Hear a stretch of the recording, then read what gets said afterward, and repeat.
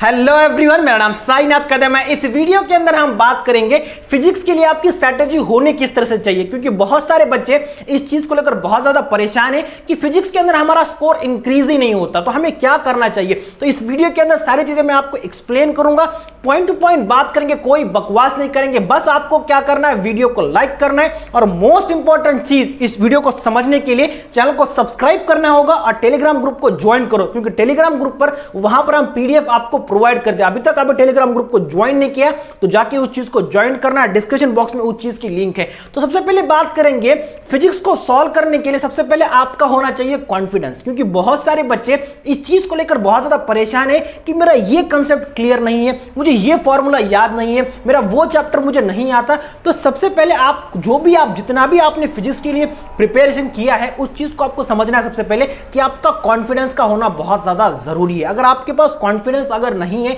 तो आप physics solve नहीं कर पाओ। अब पूछो कि कॉन्फिडेंस को राइज करना किस तरह से, इसीलिए आपको कुछ बातों का ध्यान देना होगा कि आपको कॉन्फिडेंस कब इंक्रीज होता है, जब आप चीजों के साथ फैमिलियर हो जाते हो। अगर आपको चीजें बन जाती है, अगर आपका स्कोर इंक्रीज होता है तो आपको ज्यादा कॉन्फिडेंस मिलेगा। उसके लिए आपको क्या करना होगा, सबसे पहले आपको ध्यान देना है, आपका जो भी चैप्टर आपने पढ़े हैं, मान लो फिजिक्स के अंदर अपने जो 11th क्लास का पोर्शन है, 12th क्लास का पोर्शन है, आपने जो भी चैप्टर्स आपने पढ़े हैं, सबसे पहले आपको ध्यान देना है क्या मैं उस चैप्टर से बहुत सही तरीके से क्या फैमिलियर हूं। फैमिलियर इन द सेंस आपका सारे कंसेप्ट्स आपके क्लियर है या नहीं। अगर आपके थोड़ा सा अगर आपको लगता है कि ये चैप्टर मेरा बिल्कुल ही क्लियर नहीं है या फिर इस चैप्टर के साथ मैं इस पॉइंट के साथ फैमिलियर नहीं हूं, तो सबसे पहले आपको क्या करना है, आपको क्विक रिवीजन आपको डालना है यूट्यूब पर। आपको बहुत सारे वीडियोस मिल जाएंगे, आपके पास बहुत ज्यादा समय है, इस चीज को सही ढंग से यूज करो। अगर आप इस समय को सही ढंग से अगर यूज करोगे ना तो डेफिनेटली आपके मार्क्स बढ़ेंगे। तो आपको क्या करना है, यूट्यूब पर डालना है आपको क्विक रिवीजन। आपको जो भी चैप्टर का वीक है उस चीज को, अगर आपके सारे चैप्टर्स अगर वीक है तो क्या करना, बहुत कम समय में सही तरीके से आपको एक्सप्लेन करते हैं उन चैप्टर्स को। तो आपको क्या करना है, क्विक रिवीजन डालना है, आपको स्टेप बाय स्टेप सारे चीजों को आपको वहां से पढ़ लेना है, आपको नोट बनाने, वहां पे भी पॉइंट टू पॉइंट, मतलब वहां पे पूरी चीजें आपको बताई नहीं जाती, आपको जो भी काम की जो रिलेवेंट चीजें होती है वो वहां बता दी जाती है। तो आपको क्या कर सकते हो, आप निशान पटवर्धन सर, सैयद ट्यूटोरियल या फिर आप मुकेश नायक जो सर है आपकी फिजिक्स के, उनको फॉलो कर सकते हो, उनको फॉलो करो। तो ये हुआ पॉइंट नंबर 1।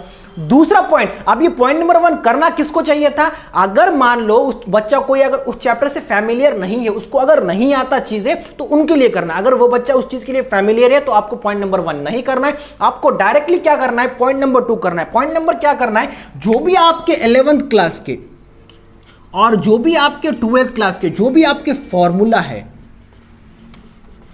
सबसे पहले आपको पॉइंट नंबर 1 को ध्यान देना कि आपका फॉर्मूला का होना बहुत ज्यादा जरूरी है। अगर आपके पास फॉर्मूले अगर आपको याद नहीं है तो आपको मुश्किल हो सकती है, क्योंकि कहीं ना कहीं कॉन्फिडेंस हमारा यही सब चीजें बूस्ट करेगा। अगर ये सब चीजें हमारे अगर टिप्स पर होगी ना तो इसके मदद से हम काफी क्वेश्चन सॉल्व कर पाओगे। तो आपको क्या करना है, सारे फॉर्मूले आपको निकालने हैं हर चैप्टर से, max to max 10 to 12, depend upon chapter पे कितना लेंदी है या फिर कितने कंसेप्ट है। तो आपको एन एवरेज मान लो अगर 7 से 8 अगर आपको फॉर्मूला पर चैप्टर मिल जाते हैं तो आपके लिए सही तरीके से आपको क्या करना है, सिस्टमैटिक तरीके से आपको नोटबुक पर क्या करना है, आपको हर 11th क्लास का जो आपका है, उसके बाद आपको 12th क्लास का क्या करना है, आपको सारे फॉर्मूले आपको लिखने हैं और रोज मॉर्निंग में, दिन में आपको मिनिमम आपको 1 टाइम तो भी इस चीज को आपको रिवाइज करना है। अगर आप फॉर्मूले रिवाइज करोगे डेफिनेटली आपका कॉन्फिडेंस यहां से आपका यहां इंक्रीज होगा, क्योंकि कॉन्फिडेंस जो भी आप क्वेश्चन कोई चीजें पढ़ोगे तो आपको क्विकली समझ आएगा कि ये क्वेश्चन इस चैप्टर से बिलोंग करता है और इस चैप्टर के अंदर ये फॉर्मूला यहां लगाना चाहिए। तो आप क्या करोगे, तुरंत उस क्वेश्चन को पढ़ने के बाद तुरंत आप नीचे फॉर्मूला लिखोगे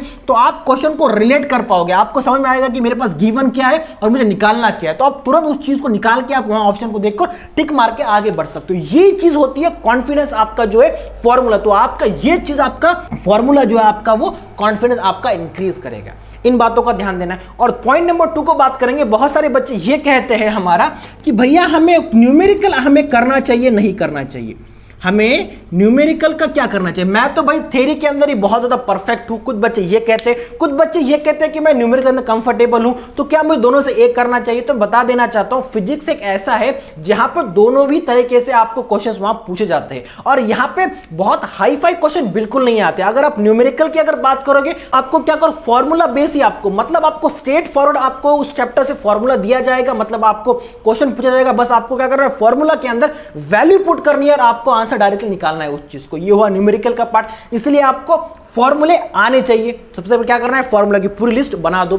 उसके बाद बात करेंगे थ्योरेटिकल क्वेश्चन, जो बच्चे क्वेश्चन फैक्ट टू फैक्ट होते हैं, मतलब आपको कुछ याद करने वाले होते हैं। तो ऐसे क्वेश्चंस आपको आपके टेक्स्ट बुक से मिलते हैं। तो आपको क्या करना होगा, अगर मान लो फॉर एग्जांपल कोई चैप्टर है, उस चैप्टर के अगर आपको कोई, जब आप सॉल्व करते हो ना क्वेश्चन पेपर, तो उसके अंदर अगर आपको मान लो उस चैप्टर से क्वेश्चंस आपको बन ही नहीं रहे, जो फैक्ट टू फैक्ट क्वेश्चन होते हैं, तो आपको क्या करना है, उस पर्टिकुलर चैप्टर को, हर चैप्टर को पढ़ते बिल्कुल नहीं बैठना है। जो चैप्टर आपसे नहीं बना, मान लो जो आपको थ्योरेटिकल क्वेश्चन है वो उस चैप्टर से नहीं आए, तो आपको क्या करना है, सेमीकंडक्टर मान लो, अगर वहां से क्वेश्चन अगर आपको समझ नहीं आ रही या फिर आपको आंसर अगर गलत हो रहे, तो आपको क्या करना है, ध्यान देना है कि आपको पहले उस चीज को ऊपर आपको कवर करना है।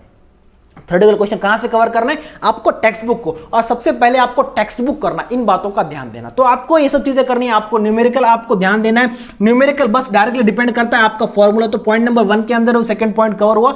और थ्योरेटिकल के लिए आपको क्या करना होगा, थोड़ा सा हल्का सा आपको चीजों को पढ़ना होगा।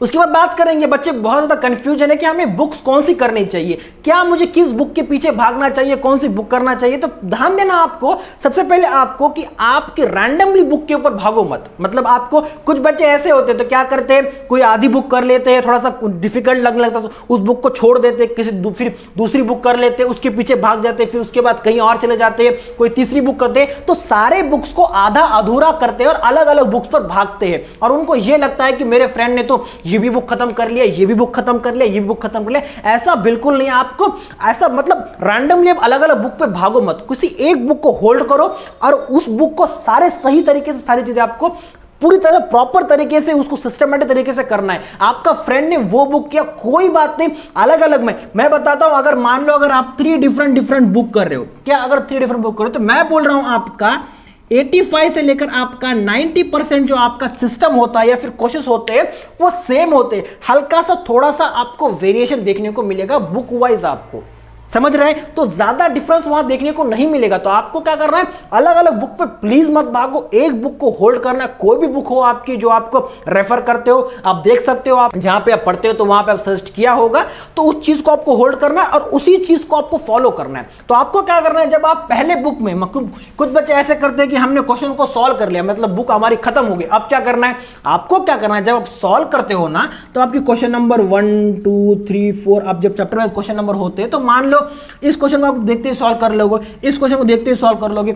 हल्का सा आपको जो 3rd नंबर का क्वेश्चन है थोड़ा सा आपको डिफिकल्ट नजर आ सकता है, चीजों को समझ रहे हो, तो यहां पे आप क्या कर सकते हो, आपको हो सकता है आपको सिर्फ फॉर्मूला याद ना हो सकता है आपको कंसेप्ट ही ना आता हो, तो कुछ चीजें ऐसी होती है, मान लो इसके अंदर आपको फॉर्मूला नहीं आता, तो आपको क्या करना है, यहां पे आपको F लिख के लिखना है। अगर मान लो 4th क्वेश्चन में आपको अगर थियोरेटिकल नॉलेज ही नहीं है उस चीज के बारे में, तो आपको यहां पे क्या करना है, थ्योरी पता ही नहीं उस बारे में, चीजों को समझ रहे हो। अगर आप यहां पे सिली मिस्टेक करते हो तो यहां पे आपको S लिख के रखना है, चीजों को समझ रहे हो, ऐसे करना है यार आपको। और जब पूरी आपकी किताब हो जाएगी और जब वापस आप रिवीजन करोगे, तो आपको दूसरे बुक के ऊपर भागना नहीं है, आपको वापस क्या करना है, इसी बुक के ऊपर भागना है कि आपको देखना है कि मैंने कौन से पॉइंट छोड़े थे और मुझे कौन से यहां पे जो चीजें मुझे नहीं बनी थी। तो आपको क्या करना, सबसे पहले फिर आपको इन क्वेश्चंस को करना है जो आपके, तो आप क्या करो, जिसका आपको फॉर्मूला याद नहीं वो क्वेश्चंस करो, उसके बाद आपको जिसकी थ्योरी पता नहीं वो करो, जो आपने सिल्ली मिस्टेक किए थे वो करो। तो ऐसे आपको क्या करना है, सिस्टमैटिक तरीके से एक ही बुक को बार बार अगर करोगे ना, तो आपका कॉन्फिडेंस खुद ही आपका राइज हो जाएगा, जो कि मोस्ट इंपॉर्टेंट चीज है। समझ लिए चीजों को। तो अगर आप ऐसा चीजों को पढ़ोगे तो आपका बहुत ज्यादा यही सब चीजें मैटर करती है। और आपको 11th क्लास सबसे पहले आपको कवर करना है, 12th क्लास को बाद में आपको कवर करना है ना, आपके पास टाइम है आपको, तो 11th क्लास को। और यहाँ पे 11th को बिल्कुल भी इग्नोर नहीं करना है। कुछ बच्चे क्या करते, छोड़ दे क्वेश्चन, 10 क्वेश्चन छोड़ दे, क्या होने वाला, हम नहीं करेंगे, 12th पे फोकस करते, ऐसा बिल्कुल मत करो। 11th क्लास पे फोकस, क्योंकि यहाँ पे बहुत ज्यादा डिफिकल्ट क्वेश्चन नहीं आते ना, इजी क्वेश्चन आते हैं। अगर आप 11th क्लास के मान लो अगर पूरा छोड़ देते हो तो 10 क्वेश्चन आपके यहाँ से निकल जाएंगे। अगर आप 11th क्लास को पढ़ते हो तो मान लो इसमें से अगर आप बाई चांस अगर 10 में से अगर आप अटेम्प्ट नहीं कर पाओ, या फिर आपको 6 या अगर 5 क्वेश्चन आते, तब भी आपके 5 मार्क्स इंक्रीज हो रहे हैं ना। और इस कंपटीशन में 4 to 5 मार्क्स या फिर 7 to 8 मार्क्स आपके कम नहीं होते, बहुत ज्यादा डिफरेंस क्रिएट किया जाता है इन छोटे छोटे कम मार्क्स पर भी।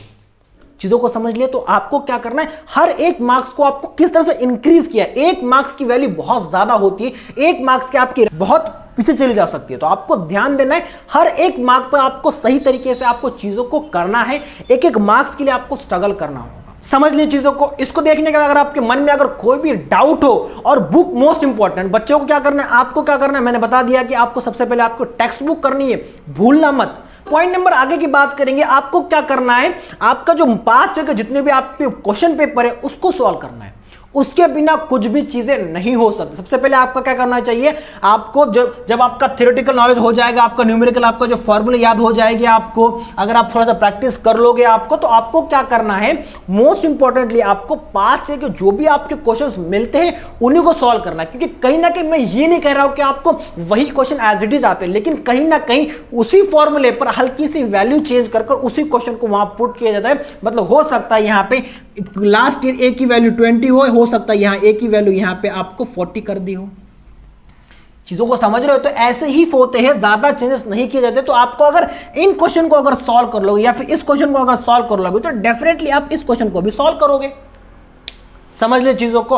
और लास्ट में मोस्ट इंपॉर्टेंट से बता देना चाहता हूं बच्चों को, सारी चीजें होने के बाद आपका फॉर्मूला, न्यूमेरिकल, आपको किस तरह से आपको सही तरह से सॉल्व करना है, उसके बाद आपका जो भी आपका पास्ट क्वेश्चन पेपर है सॉल्व करने के बाद आपको क्या करना है, टाइम मैनेजमेंट। क्या मैं सही टाइम में चीजों को कर पा रहा हूं, नहीं कर पा रहा हूं, आपको टाइम देना, क्योंकि यहां पे इस एग्जाम में आपका टाइम मैनेजमेंट बहुत ज्यादा जरूरी है। तो आपको क्या करना होगा, हर क्वेश्चन पे जो भी आप मॉक पेपर सॉल्व कर रहे हो उसका क्या करना होगा, आपको टाइम लगा के रखना होगा। और आपको पहले से ही फिक्स करना होगा उस चीज के लिए कि आपको केमिस्ट्री के लिए आपको समय कितना देना है, फिजिक्स के लिए आपको समय कितना देना है, क्योंकि आपका जो मैथ्स का पोर्शन अलग बनता है और फिजिक्स और केमिस्ट्री का एक साथ बनता है। तो आपका जो मैथ के लिए आपका जो 1.5 घंटा है, 1.5 आवर है, उस चीज को आप तो नहीं ले सकते। फिजिक्स केमिस्ट्री के लिए उसको तो अलग ही है, लेकिन यहाँ पे आपको फिजिक्स को कितना देना है, केमिस्ट्री को कितना देना है, आपको यहाँ पे चीजें दिखनी होगी। डिपेंड अपॉन आपके चॉइस पर कौन सा सब्जेक्ट आपको डिफिकल्ट जाता है, इस पर डिपेंड बहुत ज्यादा करता है। तो आपको क्या करना है, थोड़ा सा आपको देखना है।